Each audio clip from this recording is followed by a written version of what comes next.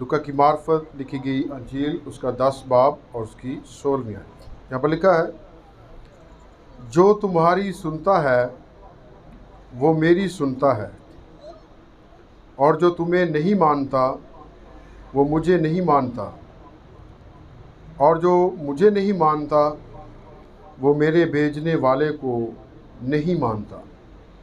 पाक कलाम के पढ़े और सुने जाने पर खुदावंद की बरकत हो। खुदा का शुक्र।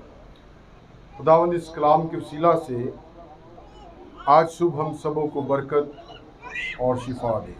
आमीन।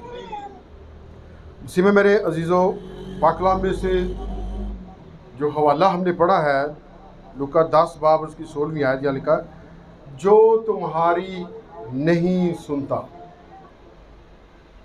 वो किसकी नहीं सुनता? बाइबल के मुताबिक खुदा यीशु मसीह ने फरमाया, वो मेरी नहीं सुनता। यहाँ जो वो का लफ्ज़ आया ये इसमें गायब है, और इससे मुराद कौन है? खुदा है, खुदा का बेटा खुदावंद यीशु मसीह है।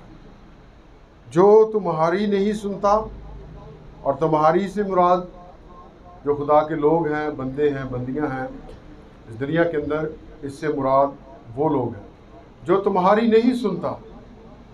बाइबल में लिखा, वो मेरी नहीं सुनता, और जो तुम्हें नहीं मानता वो मुझे भी नहीं मानता। गल समझ आई? तो फिर किन की बात माननी चाहिए? किन की बात माननी चाहिए? खुदा दे खादमा नहीं माननी चाहिए इस आयत के मुताबिक, क्योंकि मसीह ने साफ कह दिया, जो तुम्हारी नहीं सुनता। वो किसकी नहीं सुनता? वो मेरियां भी नहीं सुनेगा। और जो तुम्हें नहीं मानता, कबूल नहीं करता, वो मैनू भी कबूल नहीं कर सकता। देखिए यहाँ किस कदर रिस्पेक्ट खुदा जो है वो अपने लोगों को देता है। तो फिर इसके आयत के मुताबिक हमें खुदा के खादमों की, बंदों की, बंदियों की क्या करनी चाहिए? इज्जत या बेइज्जती? और इज्जत किस बात में है? इज्जत इस बात में नहीं है कि अगर हम खुदा का खादम या खुदा का बंदा कुछ बात कहे वो हम ना करें, बल्कि उसके क्या करें? उल्ट करें। तो क्या इसमें इज्जत है? इसमें इज्जत इसी में है कि हमें जो कुछ कहा जाए उसको क्या किया जाए? माना जाए। क्योंकि बाइबल फरमाती है, जो तुम्हारी नहीं सुनता वो मेरी भी नहीं सुनता। जो तुम्हारी इज्जत नहीं करता उन्हें मेरी इज्जत भी नहीं करता। तो फिर देखें, अगर खुदा के खादम अकॉर्डिंग टू बाइबल आज अगर ये बात कहते हैं कि तौबा कर लो, तो फिर तौबा कर लेनी चाहिए या नहीं कर लेनी चाहिए? क्यों जी? मसीह ने भी तौबा की मनादी की, और ये मिशन जो है शागिर्दों को, रसूलों को सौंप कर खुदावंद यीशु मसीह गए हैं आसमान पर, कि जब तक मैं दोबारा वापस ना आ जाऊं, सारी खल्क के सामने इन वचनों का, इन कलाम के वर्ड्स का इश्तहार दो, ऐलान करो, मनादी जो है वो क्या है? करो। और मनादी किस बात की है? कि तौबा करो। तो फिर क्या कर लेनी चाहिए? तौबा कर। और तौबा करनी किस चीज़ से है? गुनाहों से। 2 वर्ड्स इसके लिए इस्तेमाल किए गए हैं। मेटिनो, ये पहला यूनानी लफ्ज़ तौबा के लिए इस्तेमाल हुआ है। इसका इंग्लिश में जो मतलब है वो ये बनेगा, to change the mind for better morally. इसका तर्जमा ये होगा, अखलाकी तौर पर बेहतर बनने के लिए ज़हन की तब्दीली। बेहतर बनने के लिए किसकी तब्दीली है? ज़हन की तब्दीली। क्योंकि यहाँ मंसूबे हैं, यहाँ ख्यालात हैं, यहाँ पर सोच है, और खुदा अच्छी सोच को प्रेफर करता है, बुरी सोच को खुदा क्या करता है? कंडेम करता है। बुरी सोच को खुदा पसंद जो है वो नहीं करता। तो जो ये लफ्ज़ मेटनियो आया है तौबा के लिए, इसके मानी ये है जहन का चेंज हो जाना। और अगर जहन नहीं से चेंज होता तो फिर कुछ भी चेंज जो है वो हो नहीं सकता। तो इसलिए पहली बात ख्याल जो जहन में आएगा या बुरा मंसूबा जो जहन में आएगा, इसका चेंज होना बहुत ही क्या है, ज़रूरी है। वरना गड्ढे खोदने बहुत आसान है, जितनी मर्जी खोद लो, ऐसा ही है। लेकिन बाइबल कहती है जो किसी के लिए गड्ढा खोदेगा वो खुद ही उसमें, ये ना कि वो किसी होर ने डिगना है। किसने गिरना है? बाइबल की जजमेंट के मुताबिक जिसने खोदा है। तो ये सोच आई कहाँ पर? जहन पर। तो ये जो मेंटिनो जो लफ्ज़ आया है, इसके मुताबिक जहन की तब्दीली है, सोच का बदल जाना है। खुदा के अच्छे मंसूबे हैं और इब्लीस के क्या हैं? बुरे मंसूबे हैं। खुदा का मंसूबा बचाना है, इब्लीस का मंसूबा हलाक कर देना है। मिसाल की किताब में लिखा है इंसान के दिल के अंदर भी बहुत सारे मंसूबे, ख्यालात, इरादे हैं, लेकिन जो खुदा का इरादा है वो ही क्या रहेगा? कायम रहेगा। मिसाल के तौर पर मूसा भी पैदा भी नहीं हुआ था और इब्लीस का मंसूबा उसके पीछे था। इब्लीस का मंसूबा क्या था कि जैसे मूसा पैदा हो इसका काम क्या कर दिया जाए? तमाम। ना मूसा हो ना इसके लोग बचें। मूसा होगा तो लोग बचेंगे, मूसा ही नहीं होगा तो उसकी कौम को कौन बचाएगा? तो बचा सकता था। इब्लीस का पैदा होते ही ये मंसूबा था, मूसा पैदा हो मैं इसको कत्ल करवा। मूसा भी पैदा ही नहीं हुआ और फ़िरौन ने ऐलान कर दिया कि जितने भी बच्चे हैं उन सब को क्या कर दिया जाए? कत्ल कर दिया। माँ बाप कितनी देर तक छुपा सकते थे मूसा को? कलाम में लिखा, खरूज की किताब में पहले, वो ज़्यादा दिनों तक बच्चे को छुपा ना। और यहूदियों के यहाँ, इसराइलियों के यहाँ जहाँ भी बच्चे पैदा होते फ़ौरन मिस्र तक उनकी शिकायत जाती, और जिसके यहाँ भी बच्चा पैदा होता उसको हाकम आते, हुक्मरान आते, सिपाही आते मिस्री, और उन बच्चों को क्या कर देते? कत्ल कर। तो पाक कलाम बयान करता है मूसा के वालिदैन बड़े फ़िक्रमंद थे बच्चा के लिए, किस तरह इसको बचाया जाए, और वो ज़्यादा देर उसको अपने घर में भी रख नहीं सकते थे। तो देखिए फिर खुदा ने किस तरह अपने बंदा मूसा को जो है वो बचाया। इब्लीस का मंसूबा हलाक कर देने का है, लेकिन खुदा का मंसूबा अपने लोगों को बचाए रखना है। इसी तरह खुदावंद यीशु मसीह की बाबत देखते हैं कि यीशु मसीह भी जब पैदा होने वाले थे तो हेरोदिस ने ऐलान कर दिया जितने भी 2 साल से कम उम्र के बच्चे हैं सबको कत्ल कर दिया, ताकि कोई बादशाह पैदा ही ना हो, कोई ऐसा निजात देता पैदा ही ना हो, और अगर हो भी तो वो मारा जाए, ताकि मेरी सीट कोई और जो है वो ना ले। तो उसने भी कत्ल जवाब। लेकिन हम जानते हैं कि उस रात खुदा ने यूसुफ को ख्वाब में दिखाई देकर कहा बच्चा यीशु को और उसकी माँ मरियम को लेकर मिस्र को क्या है? भाग जा। यहाँ खतरा है यीशु मसीह को, उसकी माँ को खतरा है। यूसुफ तू इन दोनों को लेकर यहाँ से भाग जा। खुदा ने हिदायत की, खुदा ने उनकी रहनुमाई की, और इब्लीस का मंसूबा क्या था? हलाक। लेकिन खुदा का मंसूबा क्या था? बचाने। तो ज़हन की तब्दीली का होना बहुत ही क्या है? ज़रूरी है। दूसरी जो बात, to change the attitude towards sin, इसका तर्जुमा ये होगा गुनाह की तरफ से रवैये की तब्दीली, रवैये तब्दील हो जाना। बाइबल में लिखा जो कुछ दिल में है वही बाहर है। अंदर नफरत है तो बाहर भी नफरत है। ये नहीं लगे पता नहीं लगना, पानी देने लगे पता लग जाना, रोटी खुआन देने लगे पता लग जाना किसी केस नहीं इतना खवा रहे पिला रहे लग जाना, नहीं लग जाना। मुहब्बत है या नफरत? तेरे लफाजा तो पता लग जाना, बोली तो अच्छे लफाज निकल रहे हैं या बड़े ही नफरती लफाज हैं। जो दिल में है वही बाहर आए। तो ये रवैये की तब्दीली है। पहली बात जिस पर हमने गौर किया, तौबा के मानिए ज़हन की तब्दीली, सोच का बदल जाना। बुरे मंसूबे बना लेना, किसी के लिए गड्ढे खोद देना, किसी का बुरा चाहना, ये बहुत आसान है, लेकिन इसके रिजल्ट जो है वो बड़े क्या हैं? खतरनाक। अब देखिए हमान ने मंसूबा बना लिया पूरी कौम को तबाह करने, किसी ने इसको रोका? लीडर था ना, सुपर अख्तियार रखने वाला था ना, बादशाही मुलाजिम था ना, सरकारी इख्तियारात उसके क्या थे, पास थे। कोई रोक सका उसको? कोई नहीं रोक सका, ना किसी ने उसको मना किया तू एक ही कर रहे हैं। लेकिन बाइबल कहती है जो किसी के लिए गड्ढा खोदेगा वो खुद ही उसमें गिरे।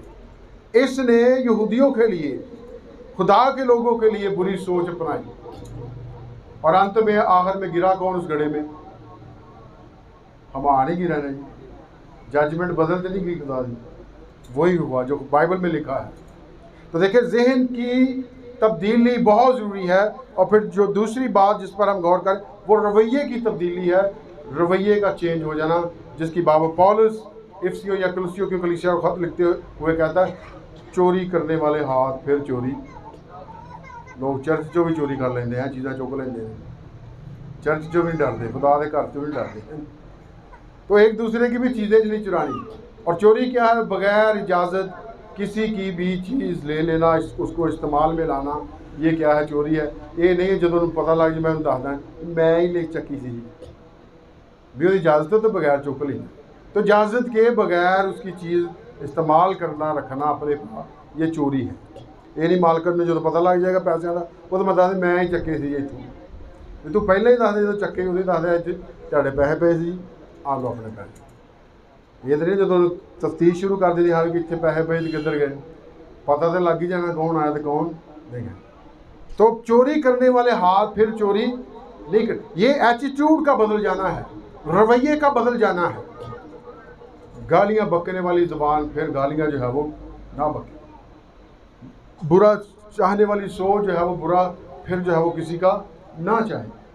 ये है तौबा, जिसकी बाबत खुदा का कलाम जो है वो हमें बांटता है। अभी हम एक और हवाला पढ़ेंगे, अमाल की किताब, उसका दूसरा बाब, उसकी 28 आयत। यहाँ पर लिखा है, पतरस ने उनसे कहा कि तौबा करो और तुम में से हर एक अपने गुनाहों की मुआफ़ी के लिए यीशु मसीह के नाम पर बपतिस्मा ले, तो तुम रूहुल कुद्दस इनाम में पाओ। उस्ताद कह रहा है तौबा करो, तो उसके शागिर्द भी आगे क्या कह रहे हैं? तौबा करो।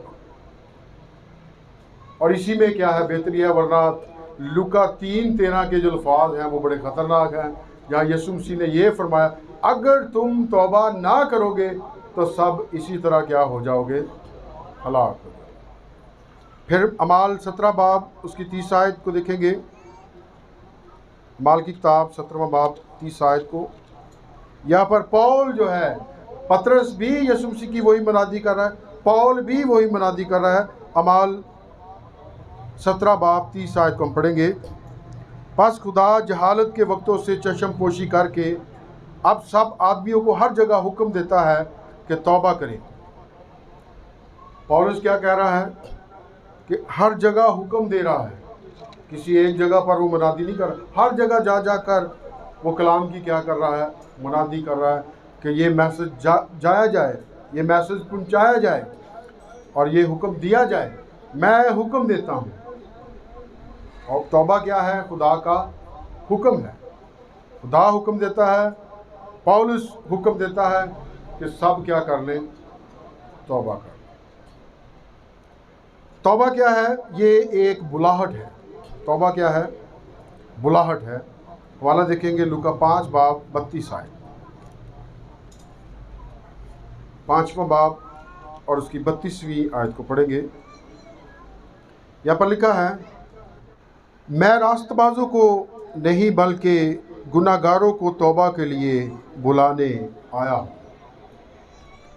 किन को बुलाने? ये कॉलिंग है गुनाहगारों को। यीशु मसीह जब ये ज़काई के घर में गए हैं तो बड़ा हल्ला गुल्ला हो गया है, लोग बड़ी बहस करने लगे। लोग ज़काई के घर चला गया, लोग बातें करना शुरू हो गए। यीशु मसीह का अगर ये नबी होता है तो इसको पता चल जाता है ये कैसी औरत है जो इसको छू रही है। बातें करना शुरू, बुड़बुड़ाना। ये ज़काई के घर चला गया जो मसूल लेने वाला है, और अहले यहूद जो है वो मसूल लेने वालों से बड़ी क्या करते थे? नफ़रत करते थे, क्योंकि वो गवर्नमेंट का साथ देते थे, टैक्स लेते थे और नाजायज़ टैक्स लेते थे। इसलिए अहले यहूद जो है इन लोगों से बड़ी क्या करते थे, नफरत करते थे। लेकिन यीशु मसीह जानते थे कि मेरा मिशन क्या है, गुनाहगारों को बुलाना है, मैं गुनाहगारों के लिए आया हूँ। तो यीशु मसीह ने उनको साफ जवाब दिया है, मैं रास्तबाजों को नहीं बल्कि गुनाहगारों को तौबा के लिए बुलाने आया हूँ। उनमें ज़काई भी क्या था, शामिल था, मत्ती भी क्या था, शामिल था, जिसे मसूल की चौकी पर से खुदा ने अपने पीछे क्या किया, बुलाया, मत्ती मेरे पीछे आ। मत्ती ने हुक्म मान लिया या नहीं माना, या भी फैसले करने लगे, वो पैसों को छड़ के कितने जाना, अच्छे तो पैसे आ रहे हैं, यीशु के पीछे की लभना है, सोच थी ना। लेकिन उसने पैसों को छोड़ दिया, तौबा कर ली। मत्ती ने तौबा कर ली तो ज़काई ने भी क्या कर लिया है, तौबा कर ली है। और यीशु के आज इस घर में क्या आई है, विचार। और इन फकीयों फरीसियों को जो बुड़बुड़ा रहे थे, जो इल्ज़ाम लगा रहे थे, यीशु ने कहा मैं रास्तबाजों को नहीं बल्कि गुनाहगारों को तौबा के लिए बुलाने आया। यीशु आए गुनाहगारों के लिए, तो गुनाहगारों को क्या कर लेनी चाहिए फिर, तौबा। दोनों डाकू गुनाहगार थे या नहीं थे? एक बच गया, एक नहीं बचा। वजह, एक ने तौबा कर ली और एक ने तौबा नहीं।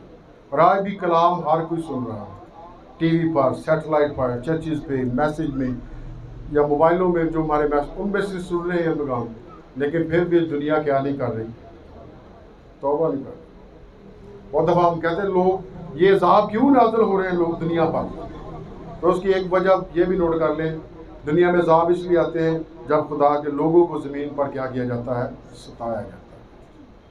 खुदा फिर अज़ाब नाज़िल कर, खुदा के फिर अपने तरीके है कि नहीं है। कितनी मरतबा मना किया खुदा मूसा ने, खुदा फ़िरौन को, बाज आ जा, तौबा कर ले, हट जाए ना कमा तो, छड़ दे जादूगरी, छड़ दे बुत परस्ती, छड़ दे बुरे काम, ये तेन बचा नहीं सकते। फ़िरौन बाज आया और आखिर खुदा को क्या भेजना पड़ा, अज़ाब भेजना पड़ा, आफतें भेजना पड़ी, बलाएं भेजना पड़ी, बीमारियां जो है वो भेजना पड़ी। किस सबब से कि उन्होंने खुदा के लोगों को क्या किया, सताया, खुदा के लोगों की इज्जत नहीं की। और जो हवाला हमने स्टार्टिंग में पढ़ा, वहाँ लिखा जो तुम्हारी नहीं सुनता वो मेरी भी, जो खुदा के बंदे की नहीं सुनता उन्हें खुदा की भी गल कोई नहीं सुनता। तो इसलिए वक्त आज ही है, देर नहीं करनी चाहिए तौबा में। जब भी हम कलाम सुने और खुदा का कलाम किसी बात में हमारे दिल पर चोट करे, तो उसी वक्त हमें क्या कर लेनी चाहिए, तौबा कर लेनी चाहिए। जिस तरह अमाल 8 बाब 23 आयत में एक जादूगर का जिक्र है, हम पढ़ेंगे इस वाला को, मेरे साथ निकालें अमाल की किताब, उसका 8 बाब उसकी 22 और 23 आयत में। यहाँ जादूगर था जिसने लोगों को बड़ा जादू से हैरान कर रखा था, लोग परेशान हो चुके थे इसके जादू से। लेकिन जब खुदा का बंदा फिलिप्पुस इस इलाका के अंदर गया है और उसने मनादी की है, तो उसके अल्फाज देखें क्या है, वो ये हैं, तेरा इस अमर में ना हिस्सा है ना बहरा, क्योंकि तेरा दिल खुदा के नज़दीक खालिस नहीं। बस अपनी इस बदी से तौबा कर और खुदावंद से दुआ कर कि शायद तेरे दिल के इस ख्याल की माफ़ी हो। ये जो जादूगर था, इसको खुदा का बंदा फिलिप्पुस जो है वो कह रहा है तौबा कर इस बदी से। बदी जिसके मानी है बुरे काम, बदी जिसके मानी है ऐसे काम जो खुदा की मर्जी के खिलाफ हम कर रहे हैं उस ज़मीन पर। और शमौन क्या कर रहा था, जादूगरियाँ कर रहा था। और जादूगरी क्या है, खुदा की बराबरी करना है। जादूगरी क्या है, खुदा का मुकाबला करना है। जादूगरी क्या है, खुदा को फेस करना है, बगावत है खुदा के खिलाफ। तो फिलिप्पुस खुदा के पाक रूह से उसको ये बात कह रहा है, इस बदी से तौबा कर। पतरस कह रहा है तौबा करो, पौलुस कह रहा है तौबा करो, फिलिप्पुस जो खुदा का बंदा वो शमौन जादूगर को कह रहा है तौबा कर अपनी इस बदी से, बाज आ जा, छोड़ दे इस गुनाह को। और एक और वाला आखिर में देखेंगे, खुदा भी बरकत उस वक्त तक नहीं देता जब तक बदी ना हटे। बहुत दफ़ा लोग कहते शायद इतना ही बरकत मिल जाएगी, गुनाह भी इतने रहे, तौबा भी ना करिए, इनकी बरकत मिल जाए। ऐसा नहीं होगा। ये आखिरी वाला अमाल 3:26 देखेंगे, खुदा ने अपने खादम को उठाकर पहले तुम्हारे पास भेजा ताकि तुम में से हर एक को उसकी बदियों से हटाकर बरकत दे। पहले किस चीज़ को हटाया जाना है शायद के मुताबिक? बदी। खुदा कहे बुत परस्ती छड़ दो, तो कि नहीं बुत परस्ती नहीं छड़नी, ऐसे ही बरकत दे रहे हैं जी। ऐसा होगा? ऐसा होगा? ऐसा नहीं होगा। बदियों से हटाकर बरकत दे। ये नहीं बदी के साथ ही बरकत, बदी भी थे बरकत भी थे, ऐसा नहीं होगा। खुदा ने अपने बंदा अब्राहम को जब बरकत देना थी, खुदा ने को मैं तुझको बरकत दूंगा, लेकिन शर्त यह है अपने प्यो का घर छड़ दे। प्यो का घर छड़ दे काले भी, क्योंकि उसका बाप क्या था? बुत परस्त था, जादूगर था, बुरे काम करने वाला था, जो खुदा ऐसे काम करने वाला जो खुदा की नज़र में अच्छे नहीं थे। और खुदा ने साफ अल्फाज में कलाम किया अब्राहम के साथ, छोड़ दे इस घर को, छोड़ दे इस जगह को, छोड़ दे इस प्लेस को, मैं तुझे बरकत दूंगा। तो अब्राहम ने कहा ठहर जो, सोच लें थोड़ा, क्यों जी, थोड़ा मैंने सोच लें, थोड़ा टाइम दे दे। अब्राहम उसी वक्त छोड़ने के लिए क्या हो गया? क्या सर मेरे से दादे का घर है, मैं नहीं छड़ सकता, मैंने तो जगह बहुत प्यारी लग रही, मैं नहीं छड़नी। आज हम भी ऐसा कह सकते हैं, मैं नहीं ये छड़ सकता, मैं तो शुरू तो करते हैं अजला तो काम करते हैं, लेकिन बदी हटेगी तो बरकत मिलेगी। और तौबा क्या है? बुलाहट है जिसमें खुदा गुनाहगारों को अपने पास बुलाता है। ये फजल है जिस पर हो जाए। इन आम जी चीज़ ना समझो, ये खुदा की बख्शिश है। जो खुदा किसी से हाथ रख दे कि उसके गुनाह माफ़ हो जाए, खुशी आ जाए, रिजवाइस जो उस घर के अंदर आ जाए। जिसका आई वर्ड काददा छोटा सी, बेईमान, ठगबाज, गुनाहगार बहुत बड़ा। काददा छोटा ये पर बदियाँ से बहुत ऊंचा। आज भी हो सकता कादे में छोटे से हो तो काम साढ़े बहुत बड़े हो, शैतानी कम्मा से बहुत अगे हो, लेकिन बदियों से हट जाना बहुत ही क्या है ज़रूरी। खुदावंद आप सबको बरकत।